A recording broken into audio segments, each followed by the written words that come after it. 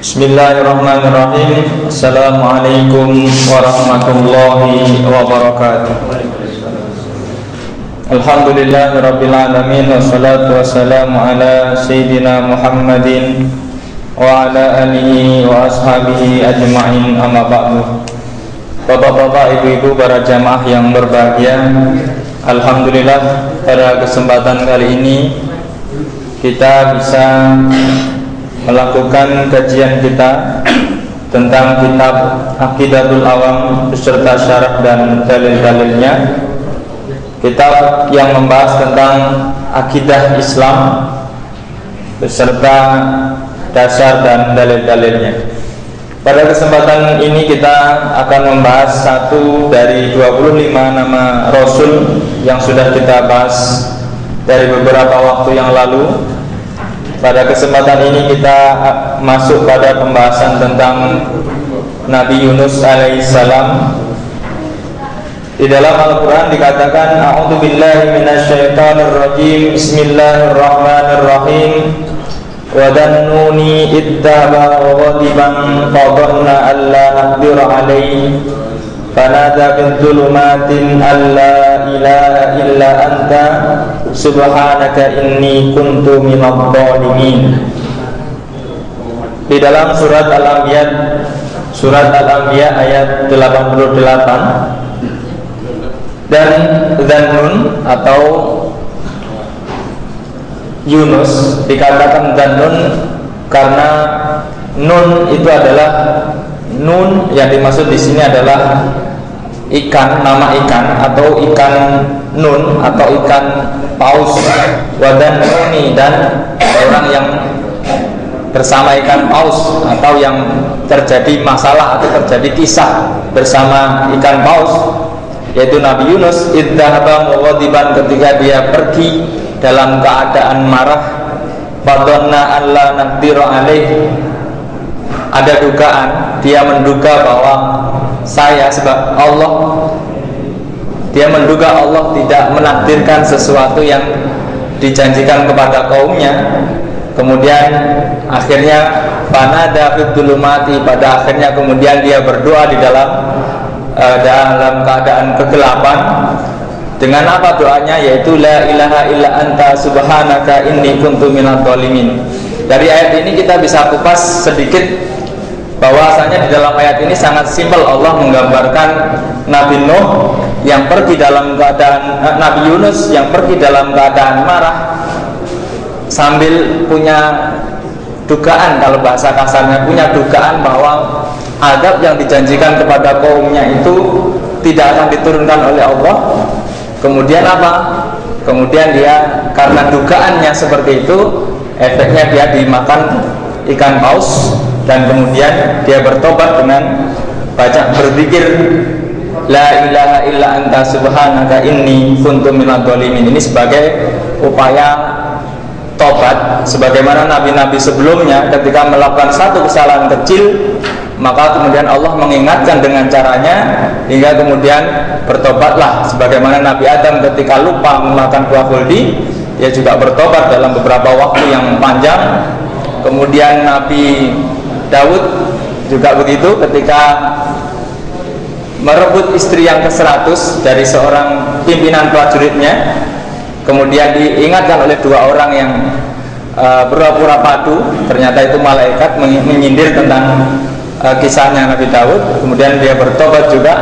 Dan ini Nabi Yunus pun sama, karena di dalam tafsir dikatakan bahwa Nabi memang tidak berdosa, tidak melakukan kesalahan atau melakukan dosa, akan tetapi kadang-kadang meninggalkan sebuah keutamaan itu bisa diingatkan dengan cara Allah. Nah, dalam kisah-kisahnya Nabi Yunus ini pada awalnya adalah di kisaran tahun 786 hingga 746 sebelum Masehi.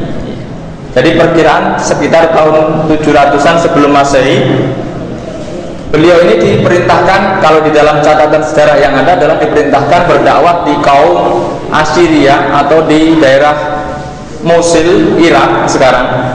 Akan tetapi sejarawan yang lain mencatat bahwa karena Nabi Yunus ini keturunan Yakub diperkirakan kehidupan awalnya sebelum terjadi kisah dengan ikan paus ini adalah di Palestina. Maka nanti kita bisa gambarkan bagaimana apakah dari Palestina ke Irak itu bisa naik paus. Nanti kita akan selidiki dengan uraian-uraian yang mungkin bisa mempermudah kita untuk mencari tahu. Wadanuni idzahaba mughadiban, di dalam tafsir dikatakan mughadiban dalam keadaan marah ini. Para mufasir ada yang punya pendapat bahwa Nabi Yunus ini marah-marah kepada kaumnya karena kaumnya ini tidak bisa diberitahu, tidak bisa diajak, hingga saking marahnya Nabi Yunus itu merasa mentok gitu. Jadi ini sudah susah, sudah nggak bisa diajak nggak bisa diajak beriman kaum ini. Sudahlah, saya pergi saja. Ini dalam satu kisah mengatakan marahnya ini kepada kaumnya. Ada kisah lain yang mengatakan bahwa Nabi Yunus ini marah kepada sang raja yang sudah didakwahinya, akan tetapi sang raja itu malah menolak dan mengusir Nabi Yunus, sehingga Nabi Yunus merasa sempit hatinya. Kemudian dia, saya tinggal saja daripada berdakwah di sini tidak ada efeknya. Karena dikatakan dalam sejarah dari upaya dakwahnya Nabi Yunus itu di negeri yang saat itu yang mengikuti dari dakwahnya hanya 2 orang. Maka tak heran ketika kita berdakwah ke suatu tempat yang dikatakan di sini tempat dakwahnya Nabi Yunus ini adalah orangnya yang keras kepala, kemudian penyembah berhala. Orang yang keras kepala tentunya sangat susah untuk didakwahi dalam keadaan apapun, kadang-kadang seperti itu. Nah, kemudian dikatakan Nabi Yunus ini bertemu dengan rajanya dan menyampaikan upaya-upaya dakwahnya, akan tetapi kemudian ditolak. Bahkan Nabi Yunus itu diusir atau diancam dengan ancaman-ancaman yang sehingga Nabi Yunus itu dikatakan pergi berlari menuju ke sebuah titik pantai, ingin naik perahu menghindarlah dari kampung itu. Kemudian terjadilah apa yang terjadi. Nabi Yunus menemukan orang di tepi pantai yang sudah hendak bepergian. Akhirnya dia naiklah sebuah perahu, atau mungkin perahu yang penting keluar dari tempat itu. Sehingga dikatakan, dan orang-orang yang di perahu itu sudah paham, Nabi Yunus itu terlihat wajahnya wajah yang lesu, wajah yang tidak senang, wajah yang punya masalah lah, seperti orang-orang yang punya masalah gitu. Wajahnya seperti apa? Kira-kira ya seperti orang yang punya masalah, tapi masalahnya di sini adalah masalah umatnya yang tidak bisa diajak, kemudian juga yang janji-janji yang ditawarkan oleh Nabi Yunus. Karena Nabi Yunus ketika mau pergi itu menjanjikan Allah akan menurunkan adab kepada kalian ketika kalian tidak mau memenuhi ajakan kami, ajakan saya. Dikatakan Nabi Yunus menjanjikan 3 hari setelah saya pergi maka kalian akan diadab, katanya seperti itu. Dan mungkin kalau di dalam cerita lain dikatakan ancaman Nabi Yunus itu ternyata tidak terjadi. Di dalam cerita lain ini ancaman Nabi Yunus tidak terjadi, maka kemudian kaumnya ini makin garang kepada Nabi Yunus. Kamu berbohong. Maka kemudian Nabi Yunus terancam jiwanya sehingga dikejar-kejar sampai kepepet di sebuah pantai, hingga kemudian naik perahu. Dan Allah sudah menjadikan itu sistem. Jadi ketika Allah menginginkan sesuatu maka sistem itu akan bergerak secara otomatis. Jadi ketika Allah pun menetapkan sebuah ketentuan maka sistem itu akan berjalan sesuai dengan ketentuannya. Apa yang terjadi, Nabi Yunus tiba-tiba ketika sudah naik perahu, ternyata di tengah perjalanan perahu itu, di tengah-tengah gelombang mulai datang, dan hingga perahu itu oleng sampai titik jenuhnya, hingga di dalam aturan perkapalan atau keperahuan harus dikurangi bebannya. Kemudian orang-orang di dalam perahu itu sudah tahu bahwa Nabi Yunus ini orang mulia, tentunya tidak seenaknya juga membuang satu orang untuk dikorbankan di laut untuk menjaga kehidupan orang-orang dalam perahu yang lain. Sehingga diadakanlah undian atau atau namanya siapa yang ditulis kemudian diundi. Alangkah uniknya ketika yang keluar adalah namanya Nabi Yunus. Yang mengundi ini masih punya perasaan ini orang mulia, masa Nabi Yunus mau dilempar. Kemudian diulang lagi, Nabi Yunus lagi yang keluar, kemudian diulang lagi sampai yang ketiga kalinya Nabi Yunus keluar lagi. Begitulah ketika Allah menetapkan kita itu ya di sistem, maka sistem itu akan berjalan. Hingga kemudian Nabi Yunus dengan tentunya dengan berat hati melompat dari perahu itu dengan melepas bajunya. Kalau di dalam kisah kita dikatakan melepas bajunya, kemudian di bawah itu sudah ditunggu oleh paus, dan paus itu ternyata sudah diberi wahyu oleh Allah, wahai paus, makanlah dia, tapi jangan kau rusak kulitnya, jangan kau patahkan tulangnya. Yang mungkin masuk akal Pak, kalau paus itu ya gedenya bisa segede apalah kira-kira. Kalau yang paling gede paus biru itu kan panjangnya sepanjang inilah, kira-kira ada 25 meteran. Jadi kalau masuk ya bisa jadi dia nggak mati ketika nggak kena giginya. Nah, di dalam itulah kemudian di dalam kisah itu kalau saya analogikan bahwa Nabi Yunus ini semaput ketika masuk di dalam perut paus ini, hingga ketika dia sadar, loh, di mana saya? Dia bingung, kok gelap sekali. Kemudian Allah beri wahyu, kamu di dalam perutnya ikan paus. Maka mulai dari situlah kemudian dia beristighfar, berzikir sebanyak mungkin, membaca la ilaha illa anta subhanaka inni kuntu minadz dzalimin. Terus seperti itu. Di dalam kisahnya Nabi Yunus ini melakukan atau beriadah. Di dalam perut ikan paus ini ada yang mengatakan 1 hari, ada yang mengatakan 3 hari, ada yang mengatakan 7 hari, ada yang mengatakan 40 hari. Jadi riadah tanpa makan, tanpa minum, banyakin istighfar. Mati enggak? Ya enggak mati ternyata Pak, hanya lemes gitu mungkin. Allah kalau mengatur enggak mati ya bisa saja. Orang 40 hari enggak mati, mungkin dalam kisah-kisah di negara kita, di Nusantara ini kan banyak orang-orang yang ketika kalau bahasanya kholwat, kalau orang ini mengatakan pertapa, itu kan kadang nggak makan, nggak minum, nggak mati.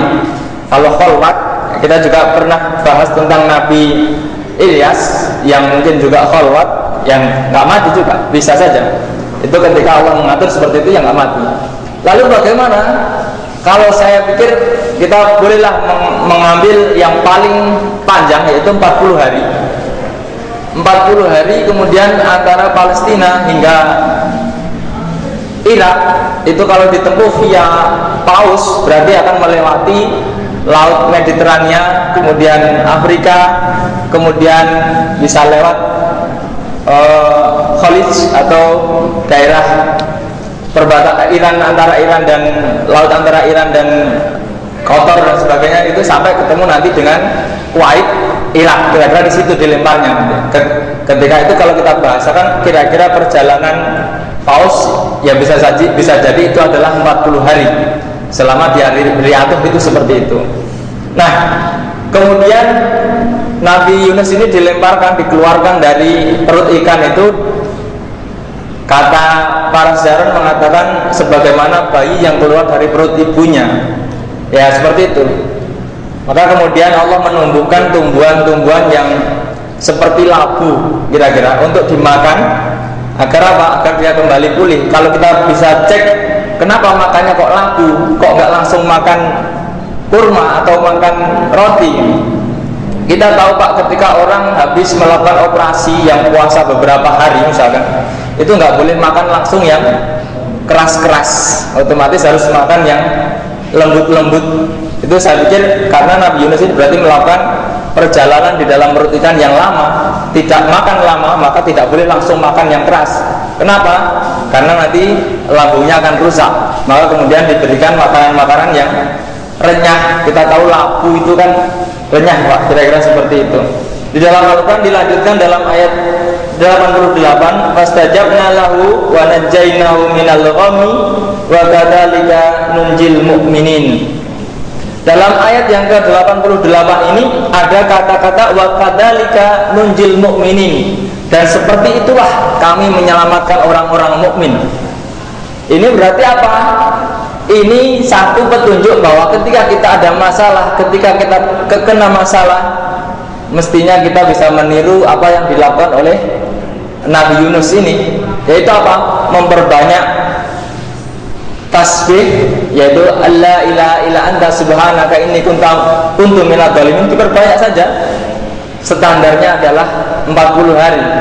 Kalau dalam kisah-kisah rata-rata 40 hari. Nanti kita tengok juga ketika Nabi Muhammad mengalami masalah dengan istrinya, mengalami masalah dengan Sayyidah Aisyah ketika ada berita bohong, itu juga perlu waktu kira-kira 40 hari baru diberikan kejelasan oleh Allah. Ini pun sama. Jadi di dalam ayat ini antara cerita kejadian dengan penyelamatan dari Allah itu tidak ada renggang, tetapi ini butuh proses, butuh waktu hingga waktu yang ditentukan oleh Allah Subhanahu wa taala. Dikatakan fatonna alla naqdiru alaih. Ada dugaan kayaknya saya nggak didukung oleh Allah gitu. Kadang-kadang orang yang putus asa itu merasa Allah nggak mendukung dia.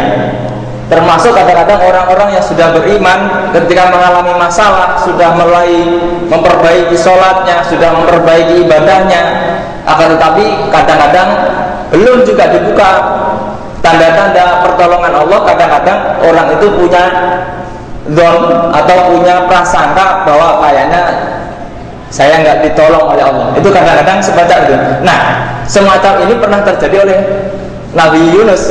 Maka kemudian diingatkan, janganlah kau seperti itu. Nanti dikatakan di dalam surat Al-Qalam, di dalam ayat 48, itu menunjukkan bahwa Nabi Muhammad diberi wahyu yang bunyinya fasbir li hukmi rabbika wala takun ka sahibil hut idnada wa huwa maktum. Fasbir li hukmi rabbika, maka bersabarlah atas ketentuan Tuhanmu, wala takun ka sahibil hut, dan janganlah kamu seperti Nabi Yunus itu idnada ketika dia berdoa wa huwa maktum, dalam keadaan marah. Nah, jadi ketika kita sebagai penerus dan pewaris para nabi, ketika kita berdakwah tidak boleh tergesa-gesa ketika orang yang kita dakwai keras kepala, kemudian terburu-buru mendoakan jelek, mendoakan kehancuran. Nah, sebagaimana yang dilakukan oleh Nabi Yunus waktu itu. Akan tetapi fasbir li hukmi rabbika, yang membuat orang mendapat hidayah atau tidak itu tetap saja Allah. Maka sabarlah atas ketentuan, atas proses. Tugas para nabi, tugas para dai itu hanya mengajak, tetapi tidak bisa memastikan kamu harus beriman, kalau enggak adab turun. Tidak boleh seperti itu. Akan tetapi itu boleh saja disampaikan bahwasanya orang yang menolak ketentuan Allah, ya bisa saja dia akan terkena adab. Fasbir li hukmi rabbika wa la takun ka sahibil huti idnada wa huwa makdum. Dalam kisah lain dikatakan Nabi Yunus ini masih marah-marah ketika di dalam perut ikan. Ya Allah, saya sudah berdakwah, sudah begini kok ya dimakan ikan juga sekarang. Jadi dikatakan, ada yang bilang seperti itu, ada yang mengatakan ini adalah efek atau mungkin cara-cara ketika Allah mengajari nabinya melalui nabi-nabi yang lain. Nabi Muhammad diajari bahwa kisah-kisah atau cara-cara mencikapi orang-orang yang mungkin keras kepala dan tidak bisa diatur, maka janganlah bersikap putus asa. Ketika kita putus asa, maka kita akan meninggalkan orang yang akan kita dakwai itu. Padahal secara keafdolan, keutamaan kita itu ya harus berdakwah kepada mereka, meskipun toh mereka menolak. Bapak-bapak, ibu-ibu yang dirahmati Allah, Nabi juga bersabda dalam hadisnya, dikatakan lama aradallahu habasa Yunus fi batnil khut aqallahu ilal khut an khadahu wa la tahtas lahu lahma wa la taksar lahu atma. Ini dalam hadis Nabi dikatakan ketika Allah menginginkan Nabi Yunus itu dimakan oleh paus, maka paus ini diberi wahyu atau diberi ilham oleh Allah agar mengambilnya atau memakannya, akan tetapi tidak melunakkan dagingnya atau merusakkan tulang belulangnya. Allah alam cara bagaimana mungkin ada ruang tertentu di dalam perut paus itu sehingga dia tidak masuk ke alat pengolahan makanan paus. Kira-kira kalau 40 hari secara logika itu ya tidaknya udah busuk Pak, secara logika. Akan tetapi ini karena ada perintah, ya otomatis semua sistem itu akan tunduk dengan perintah Allah, otomatis bisa terjaga dalam keadaan seperti itu. Di dalam ayat lain juga dikatakan, di dalam hadis lain juga dikatakan bahwa kalau orang-orang yang punya masalah, orang-orang yang punya keruwetan dalam kehidupan, maka Nabi bersabda, perbanyaklah mengucapkan apa yang diucapkan oleh Nabi Yunus itu. Karena Nabi Yunus itu dikatakan banada fid dulumat, maka dia berdoa dalam kegelapan. Nah, kegelapan ini para mufasir menafsirkan macam-macam. Ada yang mengatakan 3 kegelapan: kegelapan perut paus, kegelapan malam, dan kegelapan dalamnya lautan. Karena kita tahu bahwa tidak mungkin paus itu di lautan yang dangkal, akan tetapi mestinya paus itu di lautan yang dalam. Maka secara logika nggak mungkin paus itu ke sungai. Jadi perkiraan juga di dalam laut itu sudah gelap sekali. Dikatakan yang lain mungkin kegelapan hati, karena tadi merasa marah terhadap kaumnya yang tidak bisa dikasih tahu, dan mungkin juga ada perasaan kok Allah nggak nolong saya, gitu, kira-kira seperti itu. Akan tetapi kemudian ditunjukkan bahwa bukan di situ tempatmu, tapi di tempat yang lain. Kenapa harus pakai ikan? Ini menurut cerita yang lain, kenapa harus dimakan ikan? Karena apa? Ketika perjalanan secara darat itu terlalu lama, katanya Pak. Karena di tempat dakwah Nabi Yunus yang kedua ini diperkirakan ada raja yang sudah sakit-sakitan, yang sudah mau meninggal, dan hanya bisa diobati nanti oleh Nabi Yunus. Maka ketika dia perjalanan dari Palestina ke Irak itu menggunakan unta, itu terlalu lama katanya. Maka dipercepat dengan ikan paus ini atau kapal selam, kira-kira seperti itu. Ikan paus tentunya kan lebih cepat perjalanannya. Jadi kadang-kadang kalau kita baca dari sisi hikmah, Allah ketika menakdirkan seseorang untuk berdakwah di satu tempat, ya memang harus dipaksa oleh Allah dengan situasi yang kadang-kadang kita tidak menginginkan, atau cara-cara Allah itu mengaturnya ya mau nggak mau itu terjadi.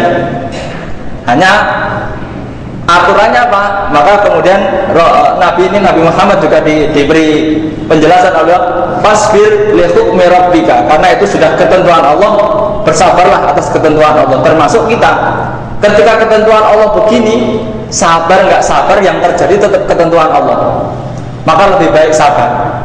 Jadi kadang-kadang orang itu tidak sabar, tapi percuma. Orang terburu-buru nggak sabar, percuma saja. Yang terjadi tetap ketentuan Allah. Ini kalau kita lebarkan dalam kehidupan kita, kadang-kadang kita ingin serba cepat, serba instan.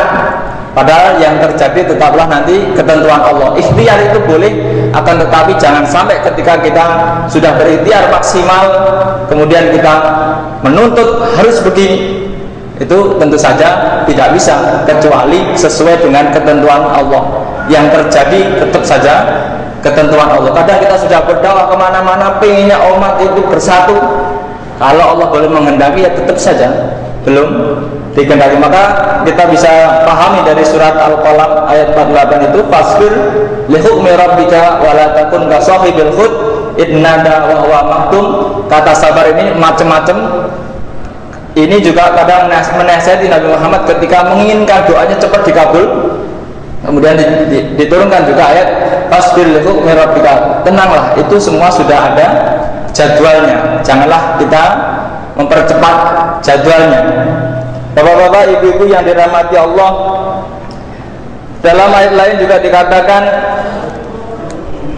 a'udzubillahi minasyaitonirrajim, bismillahirrahmanirrahim. Wa inna yunusa laminal mursalin id amqa ilal fulkil maskun fasahama fakana minal mudkhadin faltaqamaul hutu wa huwa mulim falaula annahu kana minal musabbihin lalabisa bi batnihi ila yaumi yub'asun. Ini menarik lagi di dalam surat As-Saffat ayat 139 hingga 144. Kalau saja Yunus itu tidak termasuk orang-orang yang bertasbih kepadaku, maka akan aku biarkan dia dalam perut ikan hingga hari kiamat. Jadi menarik sekali ketika kita melihat sistem yang diciptakan oleh Allah ketika ingin menasihati hambanya. Ketika hamba itu mulai putus asa, kemudian dinasihatinya dengan cara-cara yang sesuai, maka kemudian kalau dia nggak sadar, ya dibiarkan itu hingga hari kiamat. Nabi Yunus ini hanya karena tadi satu punya punya prasangka bahwa dia tidak akan ditakdirkan oleh Allah atau Allah tidak akan membantu dia, maka kemudian diingatkan dengan cara Allah seperti itu hingga dia kemudian bertasbih. Kadang-kadang kita dibuat susah, dibuat gelisah, itu agar apa? Itu agar kita cepat-cepat menghadap kepada Allah, cepat-cepat bertasbih kepada Allah, cepat-cepat bertobat kepada Allah, agar jangan sampai kesusahan, kegelisahan itu semakin lama. Atau bahkan di dalam Al-Quran, kalau saja dia bukan termasuk orang-orang yang bertasbih, maka akan aku biarkan dia dalam perut ikan di paus itu hingga hari kiamat. Wallahu a'lam. Kira-kira seperti apa? Ini satu pelajaran bahwa kita sebagai umat yang sudah mendapatkan kisah-kisah yang lengkap dari para nabi-nabi sebelumnya bisa mengambil hikmah bahwasanya ketika kita melakukan kesalahan-kesalahan, segeralah kita minta ampun kepada Allah. Di dalam hadis dikatakan, kullu bani Adam khata'un wa khairu khata'ina tawwabun. Seluruh bani Adam itu tentunya punya kesalahan-kesalahan, akan tetapi sebaik-baik orang yang bersalah adalah orang yang bertobat dari kesalahannya. Bapak-bapak, ibu-ibu yang dirahmati Allah, di dalam kisah selanjutnya dikatakan kemudian umatnya Nabi Yunus itu diperkirakan 100.000 lebih.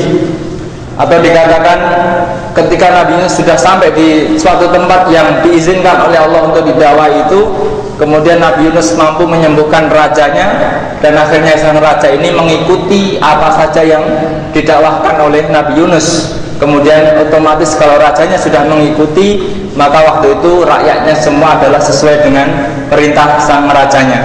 Maka langsung disitulah kemudian Allah mengganti atau menunjukkan bahwa ini loh, kalau Allah menghendaki umatmu banyak ya bisa saja, akan tetapi kalau Allah menghendaki umatmu satu atau dua ya bisa saja.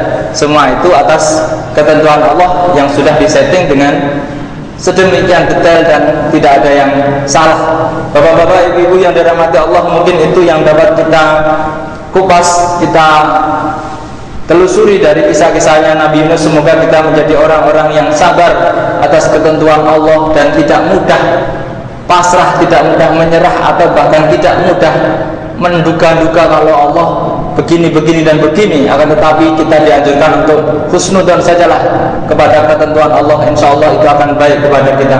Akhirul kalam, kurang lebihnya mohon maaf. Walakum minkum billahi taufiq wal hidayah. Wassalamualaikum warahmatullahi wabarakatuh.